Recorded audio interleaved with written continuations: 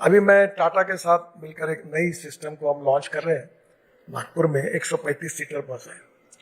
अब public transport में हमारे पास इलेक्ट्रिक बसेस की प्रोडक्शन कैपेसिटी कम है। हम 50-55 हजार बसेस बना रहे हैं और हमारी रिक्वायरमेंट 1 लाख बसेस की है। अब इलेक्ट्रिक ट्रक हमको चाहिए, उसकी कैपेसिटी कम है और इसलिए आने वाले समय में कंस्ट्रक्शन इक्विपमेंट में रोड बन रहे हैं, उसमें इलेक्ट्रिक और हाइड्रोजन और अल्टरनेटिव फ्यूल पर इक्विपमेंट आएंगे। अभी लोगों ने किया है, हम एक्सपोर्ट कर रहे हैं, कैपेसिटी कम है। तो थोड़ा सा क्या है कि शब्द बराबर नहीं है, टेक्नोलॉजी और रिसोर्सेस के साथ मालिक थोड़ा जुगाड़ भी चाहिए, हिम्मत वाला चाहिए। अब मैं रोड बनाता हूं तो मैं बोलता हूं मेरे पास पैसे की कमी नहीं है, बोलो क्या करना है, कितना पैसा चाहिए। जैसे 10-20-25 हजार करोड़ तो मैं ऐसे बोलता हूँ ये करो, क्लियर करो, खत्म करो।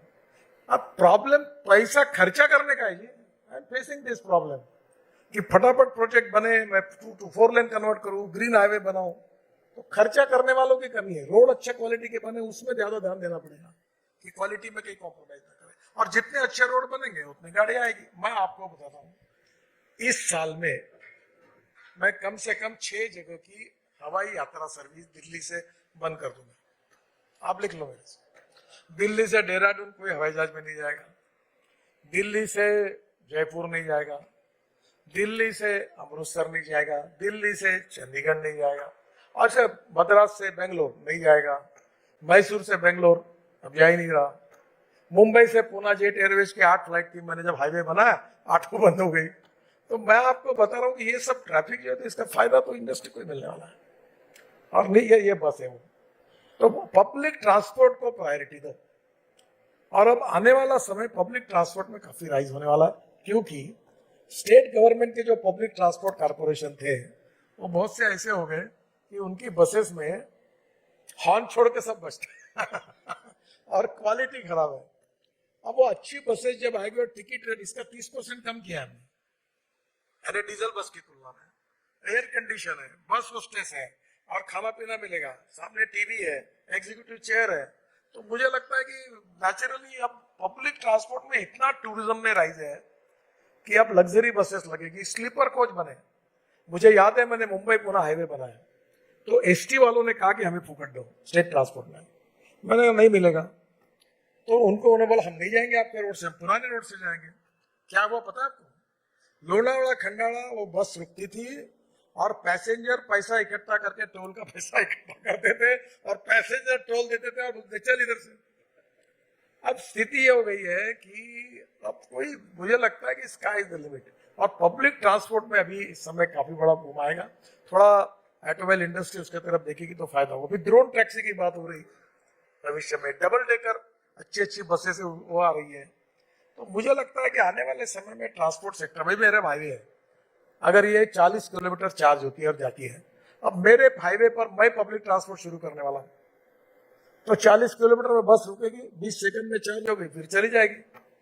तो लोग लैपटॉप पे काम करते करते दिल्ली से जयपुर 1.25 घंटे में पहुंच जाएंगे। तो लोग क्यों हवाई जहाज जाएंगे, क्यों जाएंगे एयरपोर्ट? तो मैं आपको बता दूं, आगे आने वाले समय में टेक्नोलॉजी का है, इनोवेशन का है, कंफर्ट्स का है, कॉस्ट इकोनॉमिक्स का है, और क्वालिटी का है, और इसमें हमारी इंडस्ट्री अच्छा काम कर रही है। और इसमें अभी पहली बात तो मैं मानता हूँ कि पहले मैं नाराज होता था इंडियन ऑटोमोबाइल मैन्युफैक्चरर, तो मैं बोलता था कि तुम कॉस्ट सेंट्रिक हो, तुम्हें क्वालिटी से कोई लेना देना ही नहीं मानते थे मेरी। तो मैं बोलता था इतनी घटिया गाड़ी बनाते हो, तुम्हारे हॉर्न छोड़ के सब बचता, बेकार गाड़ी है तुम्हारी। अब वो इतने सुधर गए, उनके सेल बढ़ गए, आज मुझे धन्यवाद देते हैं, उनका डिजाइन बदल गया, उनके सेल बढ़ गए, क्योंकि अब लोगों को सस्ता होने आया है। इसलिए ब्लैक एंड व्हाइट टीवी नहीं चाहिए, कलर टीवी चाहिए लोगों को चॉइस में, अच्छी गाड़ी चाहिए। मुझे बताया जा रहा है कि आपके पास वक्त सीमित है और बहुत सारी उत्कंठाएं मेरे मन में है, तो मैं जरा उनको जरूर शांत करना चाहता हूँ। एक तो सर, आप बड़ी साफगोई से जहां गलतियां हैं उसको भी मानते हैं, ये आपके लिए मतलब इसके लिए आपको कुडोस कहूंगा मैं, कि जहां आप कहते हैं कि हाँ पॉल्यूशन को लेकर गुंजाइश है, कई चीजें ऐसी जो खुद कहते हैं कि हाँ गलती हुई, जैसे इलेक्ट्रिक टैरिफ को लेकर वो कह रहे हैं कि फिर क्या मतलब निकलेगा ई व्हीकल्स का सर। लेकिन जब हम सबसे बड़ा रोड नेटवर्क बनने की तरफ अब जा रहे हैं, आपने तो 60% इसको बढ़ाया पिछले 10 सालों में रोड नेटवर्क को। अभी जो नोएडा में एक एक्सीडेंट हुआ उसकी बड़ी चर्चा है, आपने भी देखा होगा कि वो एक तेजी से शार्पली मुड़ने वाला मोड़ था और वहीं पे एक कंस्ट्रक्शन साइट थी जहां वो एक इंजीनियर 27 साल का एक्सीडेंट का शिकार हुआ, वो नहीं रहा। बहुत सारा अच्छा काम हो रहा है, लेकिन यहां जो ये गुंजाइशें दिखाई दे रही हैं, 2024 में 1,77,000 से ज्यादा एक्सीडेंट्स, इनको आप कैसे देख रहे हैं? पहली बात तो ये घटना बहुत दुर्भाग्यपूर्ण है और निश्चित रूप से हमें इसमें सोचना पड़ेगा। पर मैं नम्रता पूर्वक बता रहा हूँ, इसको गलत इसमें मत लीजिए, वो रोड हमारा नहीं था। एक बात जरूर है कि हमारे देश में 5 लाख एक्सीडेंट होते, 1,80,000 मौतें होती है और मरने वालों में 18 से 34 एज ग्रुप में 66% लोग मर रहे हैं। अब दो बातों में आपका सहयोग चाहिए। अब कोई भी आदमी एक्सीडेंट होने के बाद अगर उसको तुरंत मदद मिलती है तो 50% लोगों की जान बच सकती है। तो हमने एक राहवीर योजना बताई है कि आप अभी कोई किसी को तकलीफ नहीं होगी, पुलिस की नहीं होगी, कोर्ट की नहीं होगी, उसको उठाकर हॉस्पिटल एडमिट करो, राहवीर को 25,000 रुपये अवार्ड मिलेगा। फिर कोई भी रोड पर एक्सीडेंट हो, अगर उसको एडमिट करेंगे तो 7 दिन का मिनिमम 1.5 लाख रुपए खर्चा हम करेंगे। हमने ये भी किया है और मुझे लगता है कि रोड सेफ्टी हमारी हाईएस्ट प्रायोरिटी है। ऑटोमोबाइल इंजीनियरिंग में हमने सब सुधार किया। अभी हमने फ्रीक्वेंसी खरीदी की है IT मिनिस्ट्री से। अब हम ऐसी टेक्नोलॉजी ला रहे हैं कि ट्रक और बस और कार एक दूसरे के ऊपर डैश ही नहीं होगी, जैसे जाएगी तो ऊपर से तुरंत गाड़ी को ब्रेक लग जाएगा। तो हम लगातार नई नई टेक्नोलॉजी ला रहे हैं जिससे हम लोग कैसे एक्सीडेंट कम करेंगे, रोड की क्वालिटी में सुधार कर रहे हैं।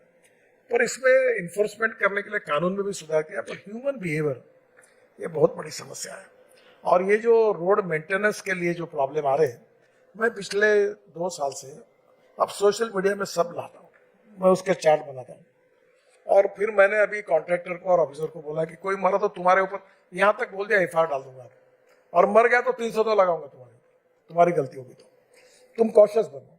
तो अभी हमने 40,000 करोड़ ब्लैक स्पॉट इंप्रूव किए हैं। अभी हमने ये जो लैंडस्लाइड्स होती है उसके ऊपर अभी हमने 350 स्पॉट आइडेंटिफाई किए, वो सुधार रहे हैं। और अभी भी हमारे इंजीनियरिंग में, रोड इंजीनियरिंग में कुछ कमियां थी, वो हम रेक्टिफाई कर रहे हैं। और मुझे लगता है कि ऐसे जो स्पॉट है, आप जैसे मीडिया ने, ये गड्ढा कब बैठा था, ये क्यों हुआ, इसमें हमारा एक सेव लाइफ